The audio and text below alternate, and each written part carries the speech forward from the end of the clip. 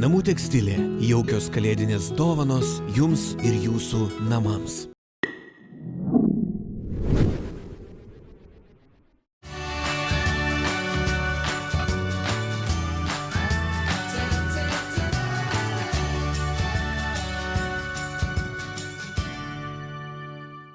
Labas rytas, Lietuvos ryto televizijos žiūrovai. Čia laida Švarūs miestai ir aš jos vedėja Justė Zinkevičiūtė. Netrukus keliausiu susitikti su savo drauge, renginių organizatorė, prodiuserė Gintarė Krypavičiūtė.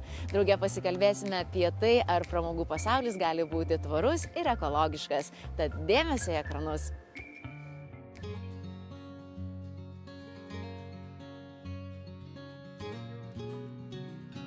Gintarė, šiandien aš tavimi džiaugiuosi, tu esi sėkminga renginių organizatorė, televizijos laidų, įvairiausių didžiausių projektų prodiuserė. Papasakok, kaip ši veikla atsirado tavo gyvenime? Aš atsimenu, kad 4 klasėje, kažkada neseniai visai su klasiokais buvom žiūrėję tą video, buvo toks įrašas apie tai, kad kuo tu svajoji būtų užaugęs. Ir man kažkaip atrodė, kad ganėtinai nesąmoningai aš pasakiau, kad norėčiau būti renginių organizatorė. Ir po daugelio metų, jau galima taip pasakyti, po daugelio laiko ta svajonė, pavadinkim, arba tas kelias kažkaip tiesiog sąmoningai nusitęsė man, nes negalėčiau pasakyti, kad sąmoningai viso to siekiau, ką dabar turiu, bet žingsnis po žingsnio, įdedant daug darbo ir iš tikrųjų labai daug laiko, esu ten, kur esu ir iš tikrųjų kartais tikrai savo tenka įžnybt, pamatant, ką darau, kokius renginius turiu garbės organizuoti, renginius ir televizijos projektus. Tai tas kelias, tiesiog žingsnis po žingsnio atvedė nuo mažų projektų iki vienų didžiausių Lietuvoje. Bet koks yra jausmas, kai organizuoji vieną didžiausių renginių Lietuvoje ir matai minias žmonių arba pati suvoki to renginio didybę ir mastelį. Tai koks jausmas užplūsta? Tuo momentu, kai tu tą darai, turbūt, kad net nelabai suvoki, ką darai. Tai 2 metus man teko didelė garbė prodiusuoti išsipildymo akciją Lietuvos garbę. Dirbau kartu su komanda, buvau komandoje, kuri organizavo Kaunas 2022, žodžiu, visą ciklą renginių, Kauno stadiono atidarymą, dabar dirbu su Kauno eglutės įžiebimu, kuris irgi yra vienas svarbiausių renginių Kaunui. Tai kai tu dirbi ir kai tu darai, tai tau atrodo tiesiog normalus dalykas ir normaliai eiga, ar tu dirbi vadybininku, ar tu dirbi turbūt kasoje, ar bet kokį kitą darbą, tai man atrodo, čia yra mano kelias, mano duona ir tai atrodo ganėtinai normalu.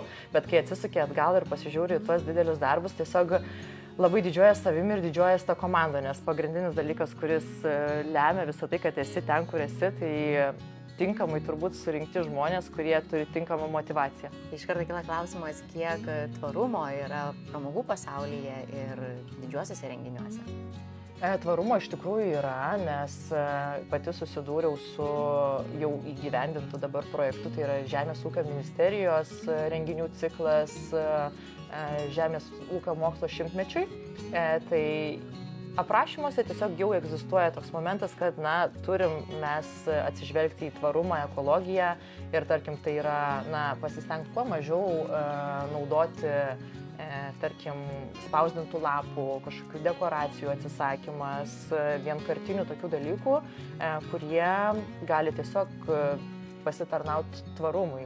Lygiai taip pat zoologijos sodo atidarimas po rekonstrukcijos, turėjau garbės jį organizuoti, tai ten lygiai taip pat turėjome reikalavimus, jog jeigu tai yra maistas, jis turi būti ekologiškas, tai turi būti daugkartiniai indai ir kuo mažiau popieriaus.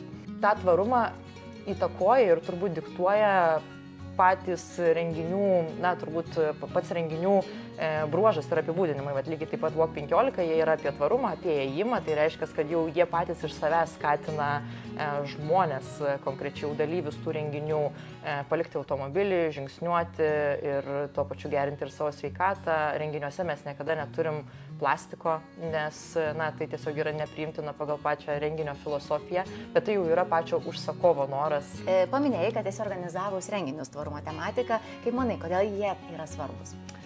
Tai turbūt ugdo tiesiog žmonių sąmoningumą ir Anksčiau mes mažiau susimastydavom, manau, apie tai, kad ten, tarkim, vienų ar kitų produktų vartojimas gali padėti gamtai, gyvūnams ir globaliam pasauliui. Lygiai taip pat dabar matom atšilimus, visus stichijas, kurios vyksta labai netoli mūsų. Tai manau, kad ne visada suvesdavom tai, kad mūsų kažkokie paprasti žemiški tokie veiksmai atveda iki to. Tai manau, kad ir tie renginiai, jie gal iš savęs įtraukia ir per savo apskritai prizmę pagrindinės minties arba tiesiog to užimtumo, ar žmonės ne visada susimasto apie tą tvarumą ir ekologiją, bet kai tu jau pradedi nuo, būtent paminėjau tos ėjimus, tai žmonės nori ateiti, nes smagu, nes faina, nes jiems patinka toks laisvalaikio praleidimas ir tu juos ir inspiruoji, ir motyvuoji būtent elgtis tvariai.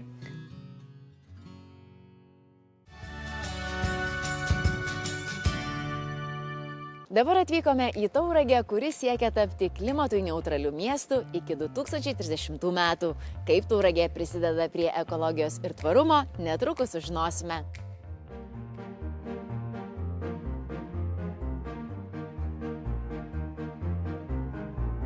Gintarė, papasakokit, kokios veiklos vyksta šiame centre. Tai pirmiausiai čia yra įsikūrusios tvaraus vystymosi, žaliosios ir alternatyviosios energijos laboratorijos. Ir čia vyksta, kaip pagaminti žaliąją energiją, tvaraus vartojimo įvairiausi eksperimentai su mūsų mažaisiais, taip pat fizikos, inžinerijos ir ekologijos pagrindai. Ir tais pagrindais tiesiog eksperimentai yra vykdomi. Tai čia vienas iš tokių įdomesnių įrenginių, kur būtent sukūrė STEAM centro laboratorijos laborantai, mokslininkai, ir jie čia nori parodyti, kaip galima mes fiziškai sukurti patys energiją. Tai prašom, jūs tą pabandykite. Palaukit, aš turiu išsiaiškinti, kur yra čia prijungta šita rozetė. Prie lempučių. Taip, tai aš kaip suprantu, reikia pradėti važiuoti dviračiu. Aš energiją ir žiepsiu kalėdines lemputes. Stebėkit, magija vyksta. Nu gerai, greit reikia. Oi, net nereikėjo stengtis. Va. Ir čia rodo, kiek energijos yra pagaminama, 36 jau. Laukite, jeigu greičiau. Power, čia yra gale. Čia vietoj šio ryto treniruotės. Tik tai skirtumas tas, kad energiją gaminu dabar.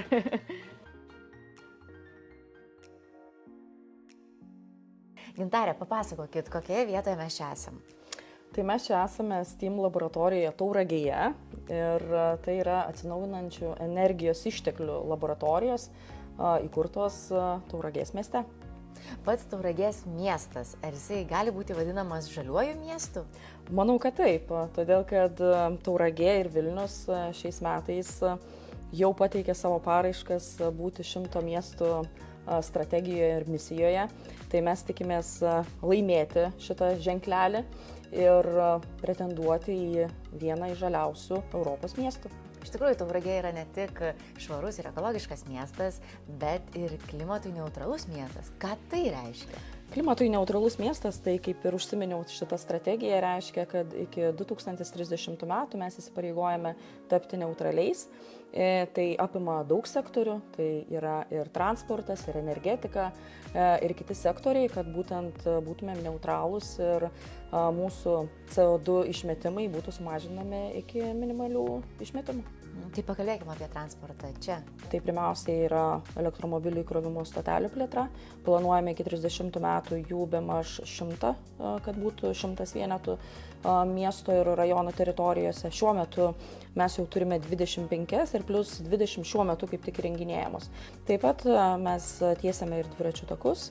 Ir turbūt trečia, ką atliekame, tai su viešuoju transportu, nes mūsų visas viešasis transportas kursuojantis Tauragėje yra elektrinis. Mes jau turime 16 autobusų elektrinių. Ir dar viena naujovė, kad būtent yra regioninis transportas taip pat.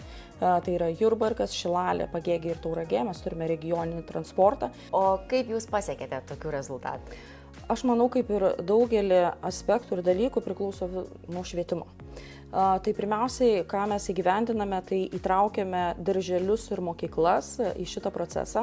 Mes organizuojame kiekvienais metais žaliosios ugdymo įstaigos konkursą, vyksta apdovanojimai, tačiau mūsų mokyklos be galo daug skiria dėmesio ir pamokose tiesiogiai, tai yra ir formaliajam ugdyme, būtent įtraukia žaliosios krypties aspektus. Tai yra, gali būti matematika, tai gali būti istorija ir tai integruoja į savo pamokas. Tai yra mums be galo svarbu. Taip pat pas mus veikia edukacijų centras netoli Tauragės, tai yra Lauksargių seniūnijoje. Jis yra nemokamas, tai ten vyksta edukacijos būtent apie žaliąją energiją. Kaip yra gaminama žalioji energija, tai yra iš saulės elektrinių, iš vėjo jėgainių. Ir tenai galima susipažinti su visų procesu, kad sužinoti, kaip gaminama šita žalioji energija. Žinau, kad Tauragė pirmauja energetikos srityje Lietuvoje. Kodėl taip yra? Dėl daugelio priežasčių. Iš tikrųjų, tai nulėmė prieš netgi 8 metus pradėta politika, nes nuo to viskas prasideda. Tai yra nuo labai idėjos, kad žalioji energija tai yra ateities energija. Ir pirmiausiai tai buvo pradėta saulės elektrinių diegimas ant visuomeninių pastatų. Ir šiandieną mes galime pasidžiaugti, kad visą mums reikalingą energiją mes pasigaminame iš atsinaujinančių energijos. Ir daugelis kitų sprendimų, kurie nulėmė daug anksčiau, kai mes pradėjome dirbti, tiesiog mes dabar jau nubėgome truputį toliau nei kiti.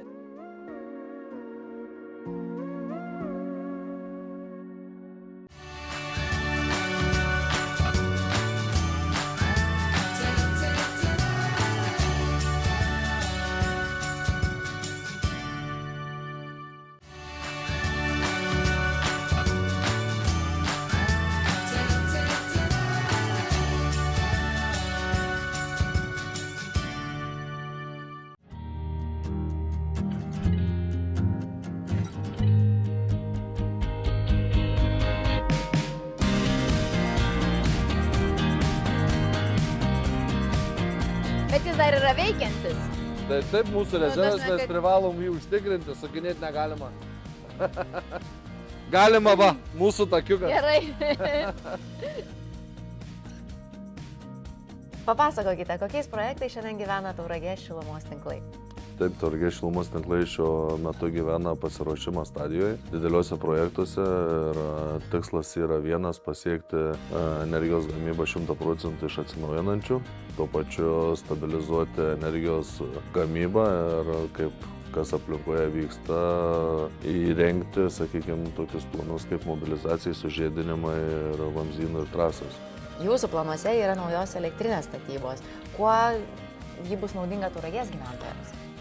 Taip, tai mes turim tikslą, kaip ir minėjau, pereinant prie 100% biokuro, tai ir yra numatytas vyriausybės finansavimas prisidėti prie visų ir pritraukti subsidijų, tai įrengti kogeneracinę jėgainę, ko pasiekoje gaminti šilumą ir elektrą tuo pačiu metu.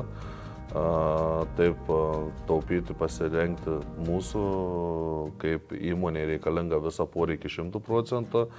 Ir stebint ateities prognozes ir visas modernizacijas, nes modernizuojam kaip ir visus namus, tai turime tokį tikslą pereiti į elektrifikaciją ir dalyvauti biržoje elektros pardavimus.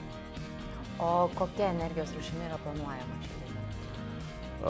Tai mes ir pagrindė jau mūsų pagrindinė gamyba yra iš biokuro, smulkinta mediena, čipsais, kitaip vadinama, tarp šilumininkų, tiekiam ir gaminam, tai būtų 100% smulkinta mediena iš biomasės ir siekti, kas yra vis prastesniai kuro rūšiai, tai pagal biokuro biržą SM3 maksimaliai, ką galėtumėm gaminti ir elektrą ir šilumą. Pakalbėkime apie daugiabučių renovacijas Tauragėje. Kiek šiandien jau yra daugiabučių atrestauruota ir kokia tai yra nauda Tauragės gyventojams? Taip, tai prie mūsų prioritetai galbūt yra sudėlioti. Pagrindė dabar dirbam su prijungtais prie centralizuoto šilumos vamzdyno. Sakykime, daugiabučiais viso turim pasiekę nuo vamzdyno, kurie yra prijungti prie centralizuoto šilumos tiekimo, apie 51%.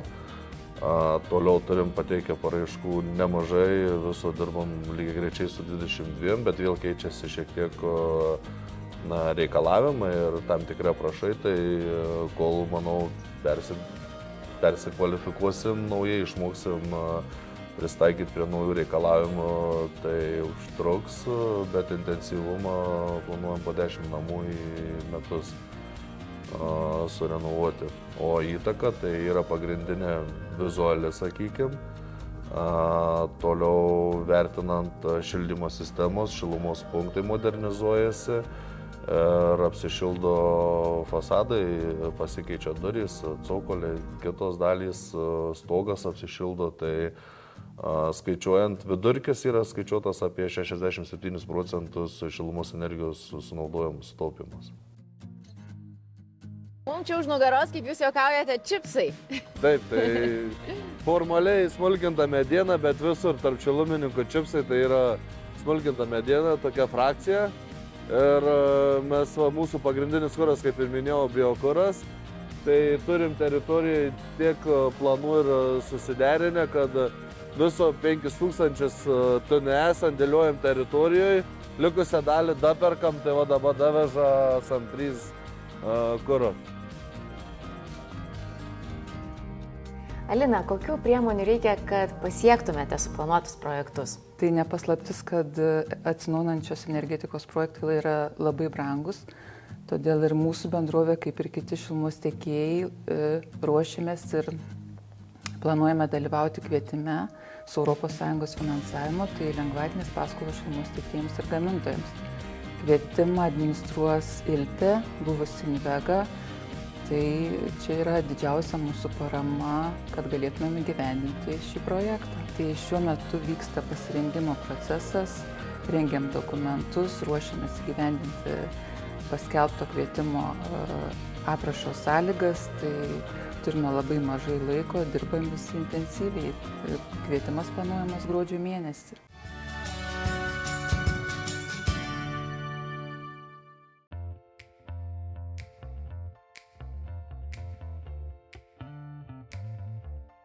Pakalbėkime apie maisto atliekų konteinerius, kuo jie yra svarbus ir kaip jie prisideda prie atliekų tvarkymo gerinimo. Labai džiugu, kad jūs atvykote būtent atliekų mažinimo savaitės metu, kuri yra skirta maisto švaistymui. Ir būtent ES net 59 milijonai tonų atliekų yra maisto atliekų. Tai iš tikrųjų yra didžiulis skaičius. Jau 10-metį Tauragės regione buvo galima atliekas dėti, čia apie privačių valdų gyventojus, jie kartu su žaliom atliekom, su sodo atliekom, kartu galėjo dėti ir maisto virtuvės atliekas, žaliasis. Tačiau daugiabučių gyventojai šitos galimybės neturėjo. Todėl mūsų iniciatyva mes nusprendėme, kad tai yra labai reikalinga ir kuo greičiau rinkti maisto virtuvės atliekas atskirų surinkimų. Todėl lapkričio vidury mes pastatėm maisto virtuvės atliekų konteinerius prie daugiabučių ir labai džiaugiamės rezultatais, tais pradiniais. Reiškia, mūsų sprendimas buvo teisingas. Kitas dalykas, maisto surinkimas padeda mum pagaminti kompostą. Tai reiškia, kad mes galime maistą paversti iš tikrųjų atlieką, kurią mes galim po to vėl grąžinti į daržą, sodinti gėles ir augalus ir panašiai. Prieš metant atliekas į maisto konteinerius, tai gali gyventojas į bet kokį maišelį sudėti atliekas, ar į popierinę, ar į plastikinę, arba tiesiog likę iš parduotuvės. Tiesiog turi tą maišelį užrišti, supakuoti ir tiesiog išmesti į atliekų konteinerį. Jūsų įmonė taip pat organizuoja ir viešas iniciatyvas, ir projektus. Kokia jų yra žinutė ir kaip žmonės į tai reaguoja? Per metus mes organizuojame 2 tokias didžiulės akcijas. Tai, sakykime, tokias kaip darom akcijas ir kada yra kviečiami visų mūsų savivaldybių, tai yra viso Tauragės regiono gyventojai, kviečiami prisidėti ir rinkti atliekas numatytose vietose. Ir tarėmės dėl vietų, kokios galėtų būti kritinės vietos ir panašiai. Tačiau, sakykime, šiais metais vieną iniciatyvą švarinimosi akciją turėjom pavasarį, o dabar sugalvojom, kad reikėtų pakeisti ir daugiau įtraukti žmonių ir kad būtų įdomu. Todėl paprašėme prisijungti Žaliojo regiono, kad padaryti kaip ir žygį, švarinimosi žygį, kad tai nebūtų tik tai, kad susirenkam vienoje vietoje, surenkam atliekas, bet kad tai būtų žygis. Tai tuo pačiu ir pasportuojam, pakvepuojam grynu oru, turim gerą laiką, bet kartu renkam atliekas, jas rūšiuojam ir po to išmetam į atitinkamai į atliekų konteinerius. Pakalbėkime apie edukacinę klasę. Kas tai yra per projektas, objektas? Edukacinė klasė yra šiuo metu įrengta Sąvartyno teritorijoje, Tauragės mieste, Kaupų kaime. Pastatą baigėm statyti 23 metais ir jau buvo laikas jį ir įveiklinti. Ir sugalvojame, kad pastatą galėtume padalinti tarsi į dvi dalis. Viena dalis tai yra edukacinė klasė, mokomoji klasė, kuriame mes rodysim kaip atliekų kelią, o kita klasės dalis bus edukacinė, kada mes padarysim tokias dirbtuvėlės. Galėsim iš jau atneštų tinkamų atliekų, galėsim kurti įvairiausius dalykus ir prikelti daiktui gyvenimą dar kartą. Tai ir siūsim, ir kirpsim, ir piešim, ir įvairiausių veiklų. Ir mūsų šitoje edukacinėje klasėje dirbtuvėlėse 2 kartus per metus bus vykdomos parodos. Parodos vyks ištisus metus, bet mes keisim tematiką, reiškia kas pusę metų. Tai šiuo metu apsilankę mūsų edukacinėje erdvėje pamatysite Tauragės darželių, sukurtus rūbelius iš jau perdirbtų atliekų, sakykime, arba jau panaudotų atliekų. Ir šitą ekspoziciją vadinasi Ekomada 2024.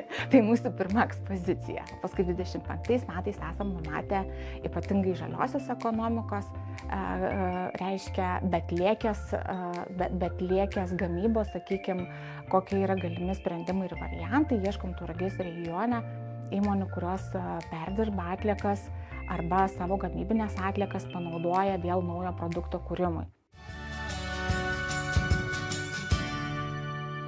Šiandien tiek. Ačiū, kad žiūrėjote. Linkėdama jaukių rudens akimirkų, su jumis atsisveikinu iki kito šeštadienio. Na, laidų pakartojimus galite rasti lietuvosryto.tv mediatekoje ir YouTube platformoje. Iki pasimatymo.